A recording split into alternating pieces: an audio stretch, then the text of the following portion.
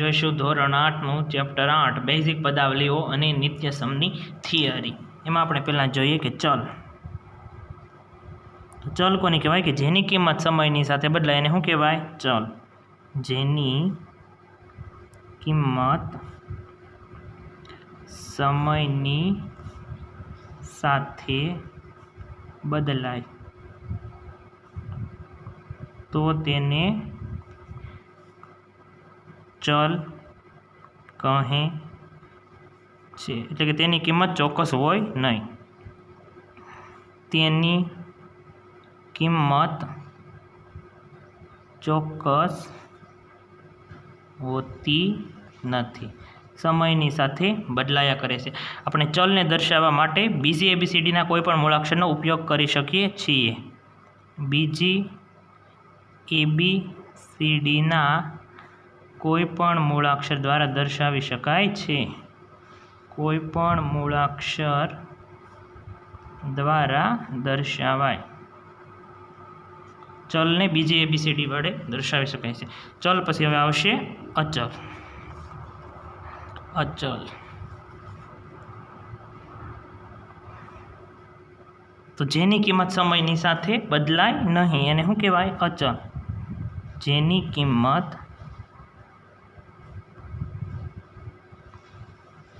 સમયની સાથે બદલાય નહીં તેને અચલ કહે છે। તેની કિંમત કેવી હોય? ચોક્કસ। તેની કિંમત ચોક્કસ હોય છે। ઉદાહરણ તરીકે આપણે લેવું હોય તો રૂપિયા અને કોઈ પણ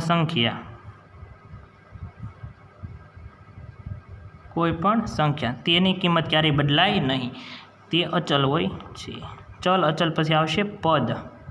તો ચલ અને અચલના ગુણાકારથી શું બને? પદ। ચલ અને અચલ ના ગુણાકારથી પદ બને છે। તો આપણે આમ લખી શકીએ કે ચલ ગુણ્યા અચલ બરાબર શું થશે? પદ। તો ચલના ઉદાહરણ તરીકે લખીએ આપણે x² y અને અચલ તરીકે લઈએ 5, તો પદ શું બનશે? 5x² y। હવે બીજું ઉદાહરણ લઈએ ચલનું કે a⁵ b ગુણ્યા અચલ તરીકે લઈએ 3, તો પદ શું બનશે? 3a⁵b। આ શું થશે? પદ। ચલ અચલ પદ પછી આવશે પદાવલી। તો પદને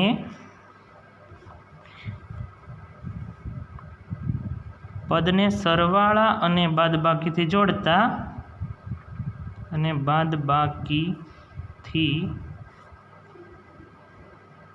જોડતા પદાવલી બને છે। જે પદ હોય એને આપણે સરવાળાથી અને બાદબાકીથી જોડી દઈએ તો શું બને? પદાવલી। પદ તરીકે લઈએ આપણે 6x² y વત્તા 3y⁵ z વત્તા 10। આ એક પદ, આ બે પદ અને આ ત્રણ પદને સરવાળાથી જોડીએ તો આ બનશે પદાવલી। હવે 8a⁵b minus 3b⁵c minus 4b⁵ તો 1 2 અને આ 3 પદને માઇનસથી જોડીએ તો શું બનશે? પદાવલી। ચલ અચલ પદ અને પદાવલી પછી જોઈએ કે પદને આધારે પદાવલીના પ્રકારો। સહગુણક। તો સહગુણક કહેવાય કોને કહેવાય? કે જે પદમાં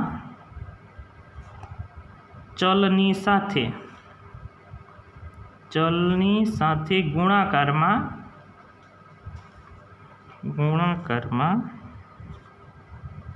રહેલ બીજા ચલ અને સંખ્યાને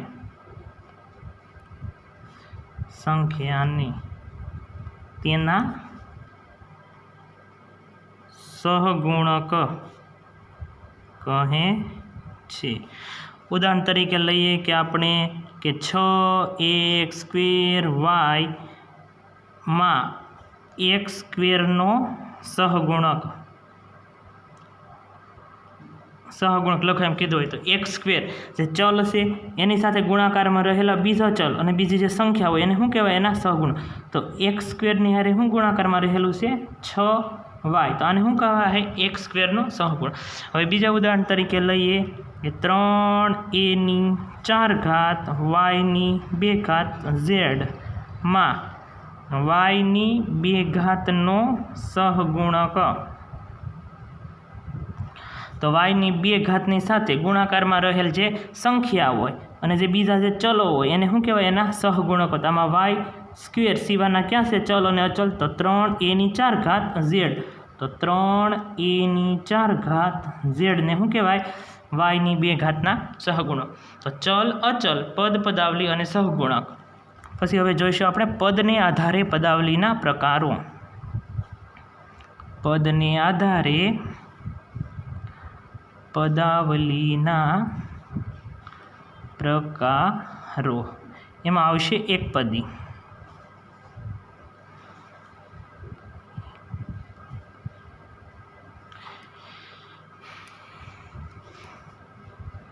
જે પદાવલીમાં ફક્ત એક જ પદ હોય તો તેને એકપદી કહે। કેટલા પદ હોય? એક પદ, તેને શું કહેવાય? એકપદી। ઉદાહરણ તરીકે 6x² y, આને શું કહેવાય? એકપદી। બીજું ઉદાહરણ તરીકે લઈએ કે 3a3 b2 c, એક પદ। ખાલી 10 હોય તો આને પણ શું કહેવાય? એક પદ, આને શું કહેવાય? એકપદી। બીજામાં હશે દ્વિપદી। તો જે પદાવલીમાં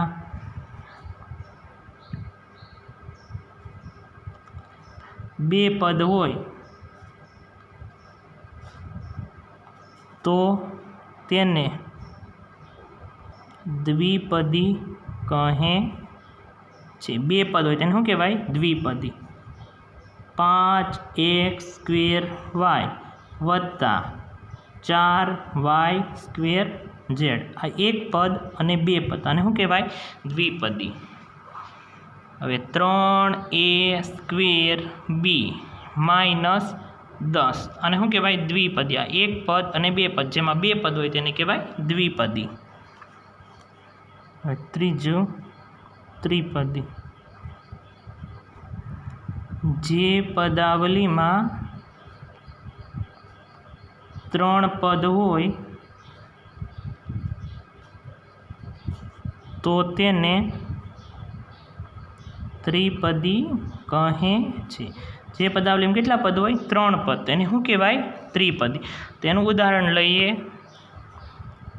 10x² y² z -6y² x3 z વત્તા 10, આ એક પદ, આ બે પદ અને આ 3 પદ, આને શું કહેવાય? ત્રિપદી। જેમાં 3 પદ હોય એને ત્રિપદી।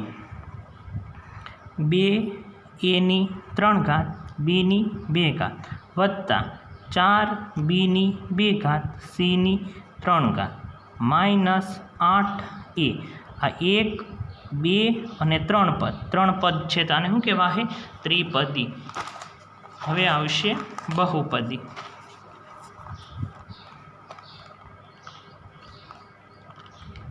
ચોથો પ્રકાર બહુપદી। જે પદાવલીમાં બે કે બે કરતાં વધારે પદ હોય એને કહેવાય બહુપદી। જે પદાવલીમાં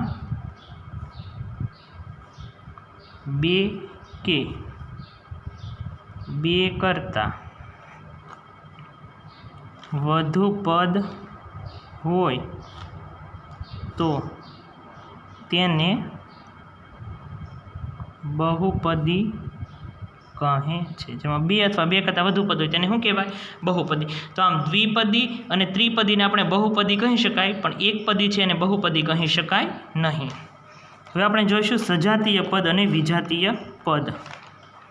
એને સમજશું કે કોને સજાતીય પદ કહેવાય ને કોને વિજાતીય પદ કહેવાય। સજાતીય પદ અને વિજાતીય પદ એનો આપણે તફાવત દ્વારા સમજીએ કે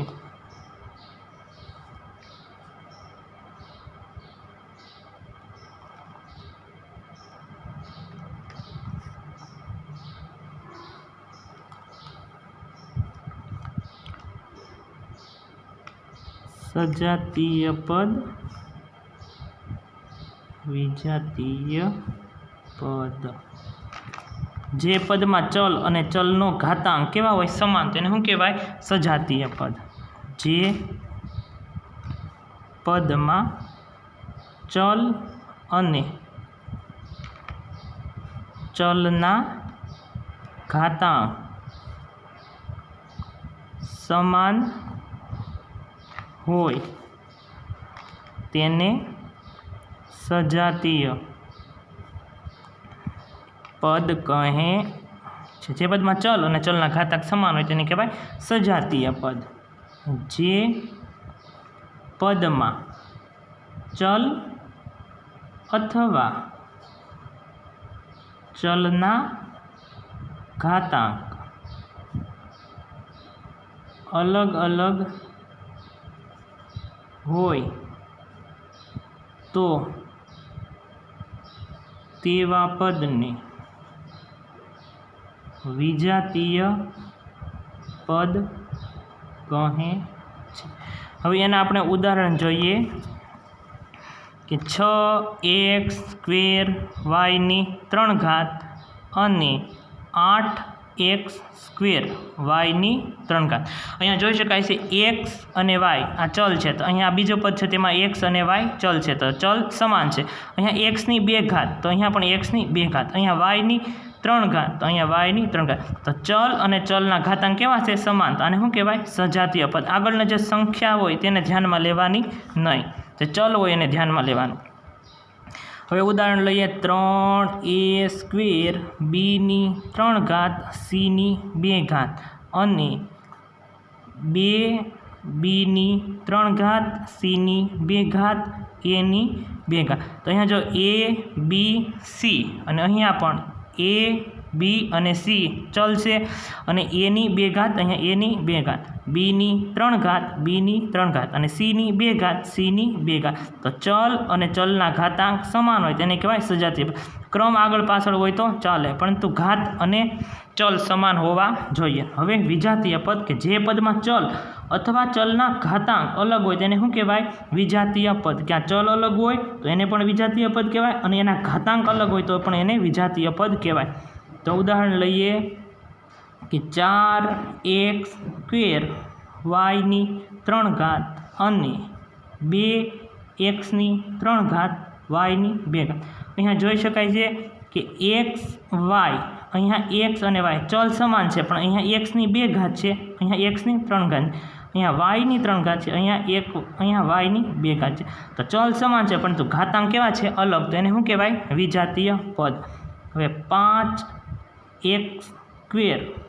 y ની 3 ઘાત z અને 5x² y ની 3 ઘાત અને z ની 4 ઘાત। અહીંયા જોઈ શકાય છે કે x y z, અહીંયા x y z ચલ સમાન છે, પરંતુ અહીંયા x ની 2 ઘાત છે, અહીંયા x ની 2 ઘાત, y ની 3 ઘાત y ની 3 ઘાત, અહીંયા z ની 1 ઘાત છે, અહીંયા z ની 4 ઘાત છે। ચલ સમાન છે પણ ઘાતાંક કેવા છે? અલગ અલગ, તેને શું કહેવાય? વિજાતીય પદ।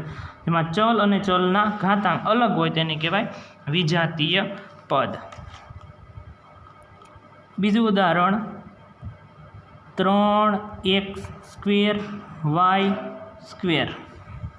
અને 4x² y² z। અહીંયા જોઈ શકાય કે x અને y અહીંયા ચલ છે, x ની 2 ઘાત y ની 2 ઘાત, અહીંયા x ની 2 ઘાત y ની 2 ઘાત ચલ છે, અહીંયા z ચલ છે, અહીંયા કંઈ z આપેલ નથી, તો ચલ કેવા છે? અલગ અલગ, ઘાત સમાન છે, ઘાતાંક સમાન છે, ચલ અલગ અલગ છે, તો આને શું કહેવાય? વિજાતીય પદ। હવે કે સજાતીય પદના સરવાળા અને બાદબાકી થઈ શકે છે। સજાતીય પદના સરવાળા અને બાદબાકી થઈ શકે છે। જે સજાતીય પદો એના સરવાળા અને બાદબાકી થાય, જ્યારે વિજાતીય પદના